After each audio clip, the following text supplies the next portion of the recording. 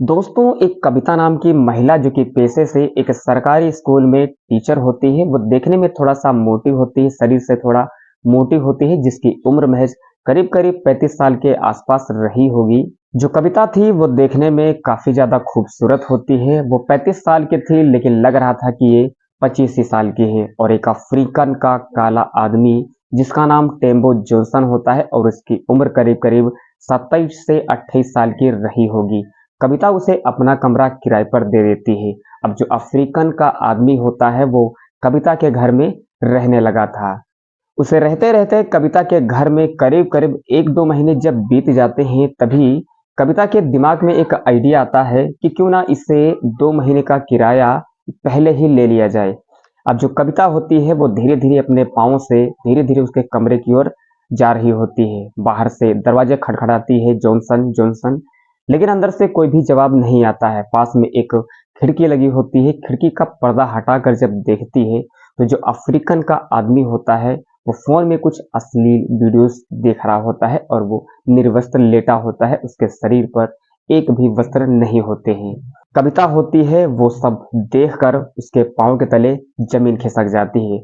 वैसे ही वो चुपके से धीरे-धीरे अपने छोटे-छोटे कदमों से फिर से अपने कमरे में चली जाती है और उसी के बारे में सब कुछ सोचने लगती है। और कुछ दिनों के बाद उसके घर से बाहर कुछ अजीब तरीके की आवाज़ें जाती थीं। उन आवाज़ों को सुनकर जो पड़ोस में गाँव वाले लोग रहा करते हैं, वो बाहर आ जाते हैं। आखिरकार सोचते हैं कि ये किस प्रकार की आवाज़ें हैं।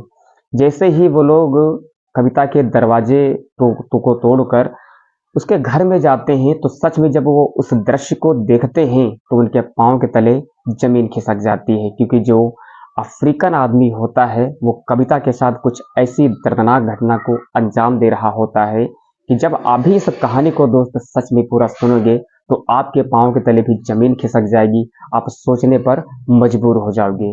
दोस्त, इसीलिए आप इस कहानी में, इस वीडियो में अंत तक बने रहें और इस कहानी से आपको एक बहुत ही बड़ी सीख मिलने वाली है।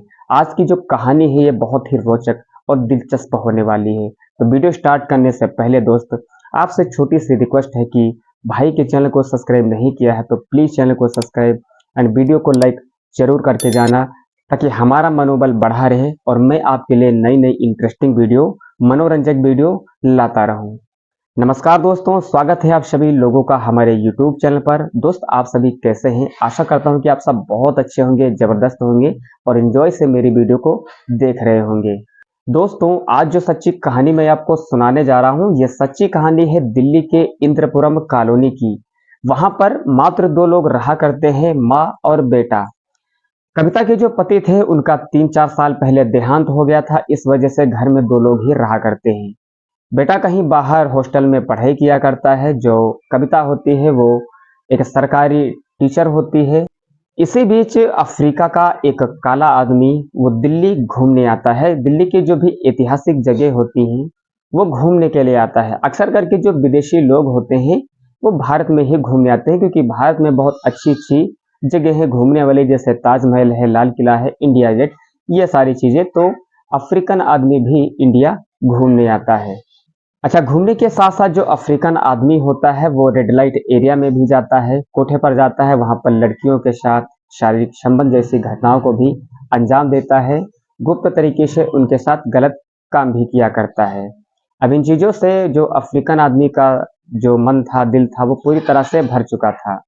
वो सोचता है कि मैं किसी महिला के वहाँ रुकूँ, उससे अपने प्रेम जाल में फँसाऊँ, क्योंकि अब मेरे पास ज़्यादा पैसा तो है नहीं, जितना पैसा था मैंने खर्च कर दिया है।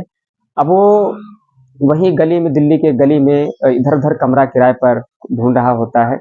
तभी वो एक रिक्शे वाले से पूछता है कि क्या यहाँ कमरा किराए पर मिलेगा?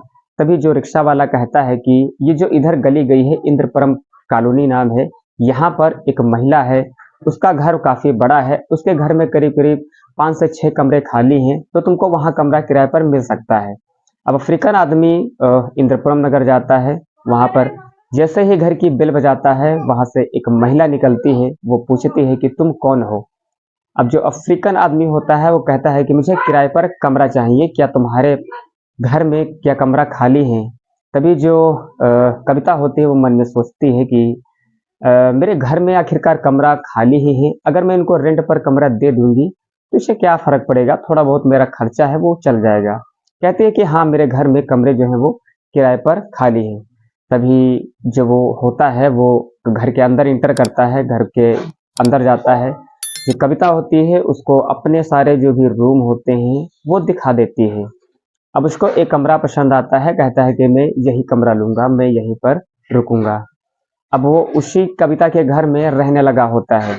उस घर में उसको रहते-रहते करीब-करीब 1-2 महीने बीत जाते हैं। इसी बीच जो कविता होती है उसका जो बड़ा बेटा होता है जिसका नाम तुषार होता है और जिसकी उम्र महज़ 24 से 25 साल हो जाती है, वो अपनी पढ़ाई फाइनल करके वो अपने घर आ जाता है। इधर जब घर आता है तो पूछती है कि मम्मी ये कौन है? तो वो बताती हैं कि ये एक किराएदार हैं जिन्होंने कमरा लेकर यहाँ पर रुक रखा है। 2-3 महीनों के लिए ही रुकी हैं, उसके बाद ये चले जाएँगी। तुषार कहता है कि कोई बात नहीं, अगर कमरे खाली हैं तो अगर एक और 2 किराएदार मिलते हैं तो उनको भी दे दीजिए।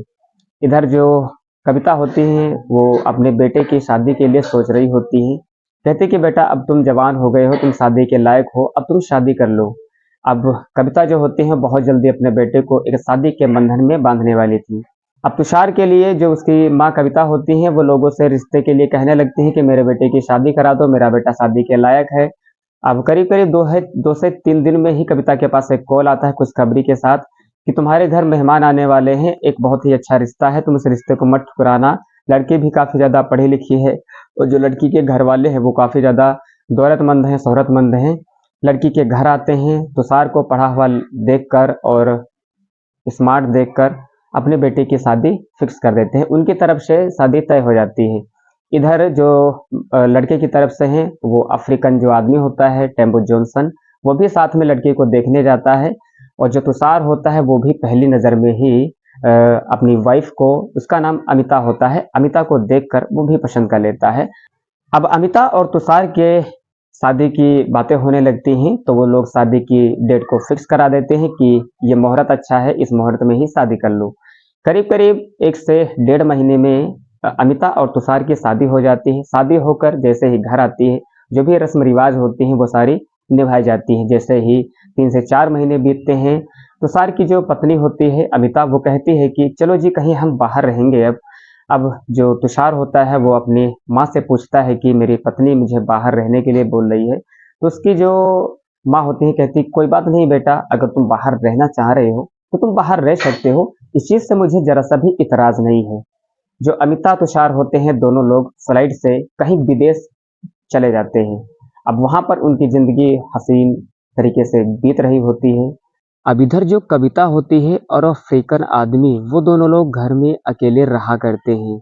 एक दिन कविता के दिमाग में एक आइडिया आता है, क्यों ना अफ्रीकन से 2 महीने का किराया ले लिया जाए। हो सकता हो कि ये बिना बताए चला जाए और वो विदेश से आया है, मैं विदेश जा भी नहीं पाऊँगी। तो ये सोचकर वो उसके कमरे की ओर जाती हैं और दरवाजे पर खड़ी होकर बुलाती हैं कि जॉनसन जॉनसन, लेकिन अंदर से कोई भी आवाज़ नहीं आती है।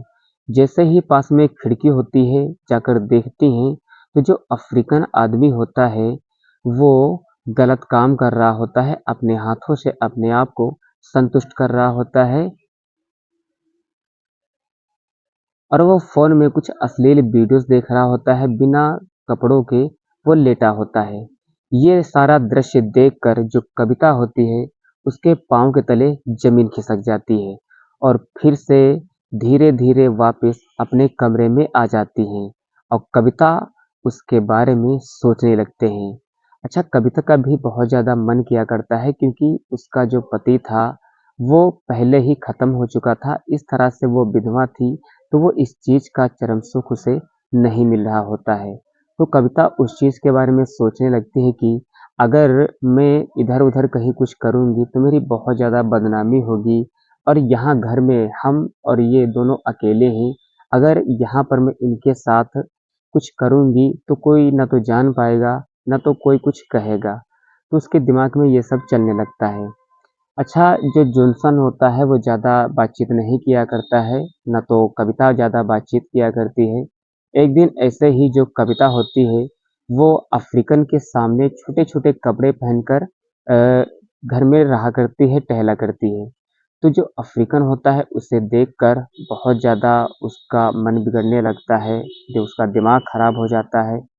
एक दिन जो कविता होती है वो अपने बाथरूम में नहा रही होती है, तभी अचानक से जो अफ्रीकन आदमी होता है वो उसके बाथरूम में वो भी नहाने चला जाता है और जो कविता होती है वो निर्वस्त्र होकर अपने रूम में नहा रही होती है।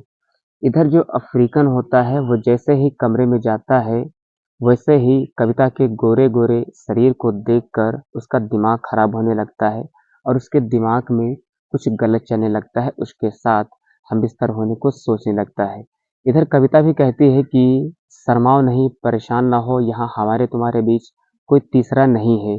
अगर हमारे तुम्हारे बीच कुछ होगा भी तो कोई किसी को कुछ नहीं पता चलेगा। अब इस चीज़ से अफ्रीकन का जो मन है और ज़्यादा मजबूत हो जाता है। वो समझ जाता है कि जो कविता है वो हमसे क्या करवाना चाहती है और वो क्या करना चाहती है। अब जो कविता होती है नहा धोकर तैयार हो जाती है, कपड़े-वपड़े पहन लेती है और जैसे ही शाम होती है दोनों लोग खाना-पीना खा पी लेते हैं, सो लेते हैं। अब जो कविता होती है वो अफ्रीकन से कहती है कि तुम आज रात मेरे ही कमरे में मेरे साथ सो जाओ। अच्छा, जो अफ्रीकन आदमी होते हैं वो लोग तो ये सोचते ही हैं कि कोई महिला मुझे मिले और वो सब ये चीज़ करने में बहुत ज़्यादा मजबूत होते हैं। अच्छा, उस रात जो कविता होती है वो अफ्रीकन को अपने कमरे में रोक लेती है। उस रात तो ज़्यादा कुछ ख़ैर होता नहीं है, कविता केवल उससे बातचीत करती है, उसके गलों में हाथ डालकर बातचीतें किया करती है। लेकिन जैसे ही दूसरी रात आती है, दूसरी रात में कुछ ऐसी घटना होती है, तो सच में आप सुनकर आप हैरान हो जाओगे। अब जैसे ही दूसरी रात आती है, इस बार जो कविता होती है वो खुद जॉनसन के कमरे में जाती है। जैसे कमरे में जाती है वो फ़ोन में कुछ अश्लील वीडियोज़ देख रहा होता है। जैसे ही कविता उसके कमरे में जाती है वो फ़ोन को ऑफ कर लेता है। कविता कहती है कि जो तुम वीडियो चला रहे हो ये मुझे बहुत अच्छी लगती हैं, मुझे भी दिखाओ। अब अफ्रीकन आदमी उस उनको भी वो वीडियो दिखाने लगता है। अब दोनों लोग जो है वो करीब-करीब आधे घंटे तक वो दोनों वीडियोज़ देखते हैं।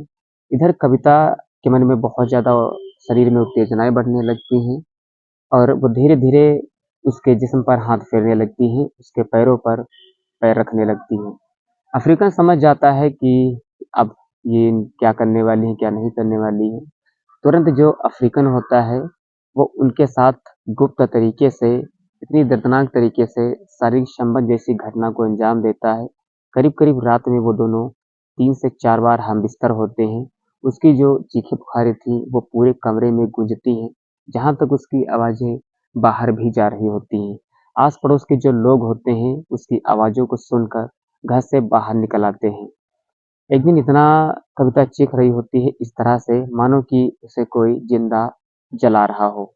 जो लोग होते हैं वो दरवाजे को तोड़ देते हैं और जैसे ही उसके कमरे में जाते हैं, उन दोनों को ऐसे हालात में देखते हैं तो सभी लोग तंग रह जाते हैं, परेशान हो जाते हैं, उनके पाँव के तले ज़मीन खिसक जाती है।